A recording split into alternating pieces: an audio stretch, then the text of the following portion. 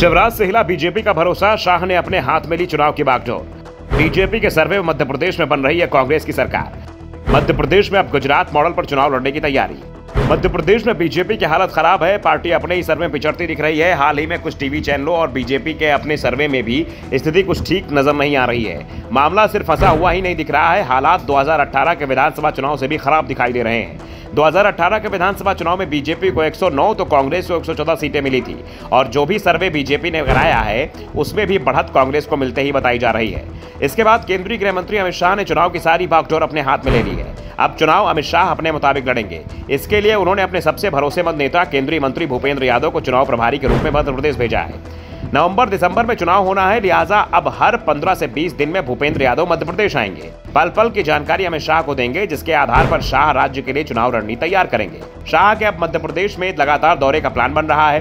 11 जुलाई को जब शाह भोपाल पहुंचे थे तो इसकी खबर बहुत ही कम लोगों को थी। ये तो तय था कि अमित शाह मध्य प्रदेश आएंगे, लेकिन कब आएंगे ये तय नहीं था। अचानक ये खबर आई कि शाह 11 जुलाई को आ रहे हैं। गृह मंत्री ने बीजेपी के दिग्गज नेताओं की बैठक ली और राज्य की स्थिति को खोलकर सामने रख दिया। वहीं मध्य प्रदेश में एक बार फिर अमित शाह 30 जुलाई को आ रहे हैं। मध्य प्रदेश में बीजेपी की खराब स्थिति को देखने के बाद अब नए सिरे से रणनीति तैयार की जा रही है। हाल ही में हुए गुजरात चुनाव में बीजेपी के गुजरात मॉडल की जमकर चर्चा हुई। इस मॉडल में सबसे पहले तो पूरा चुनाव पीएम मोदी पर केंद्रित होता है, यानी कि पीएम मोदी को ही राज्य में बीजेपी का चेहरा बना दिया जाता है। सीएम भूपेंद्र पटेल का जिक्र तक नहीं होता।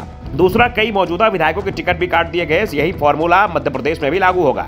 अब ये तय माना जा रहा है कि कई विधायकों की स्थिति ठीक नहीं है, लिहाजा उनके टिकट काट दिए जाएंगे। 2018 में मध्य प्रदेश विधानसभा चुनाव में 14 मंत्री चुनाव हार गए थे।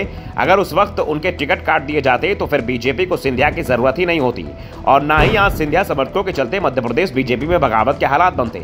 लेकिन इस बार बीजेपी पुरानी गलती को करने को तैयार नहीं दिख रही है, यानी ये साफ हो गया है कि इस बार पार्टी के दिग्गज मंत्रियों का टिकट काटने की तैयारी में है। तो कई सांसद और केंद्रीय मंत्रियों को भी विधानसभा चुनाव में मैदान में उतारने की तैयारी चल रही है। शाह ने साफ संकेत दे दिए हैं कि इस बार 40% विधायकों के टिकट काटे जा सकते हैं। इसके साथ ही पुराने हारे हुए आधे से ज्यादा उम्मीदवार भी बदले जाना तय बताया जा रहा है।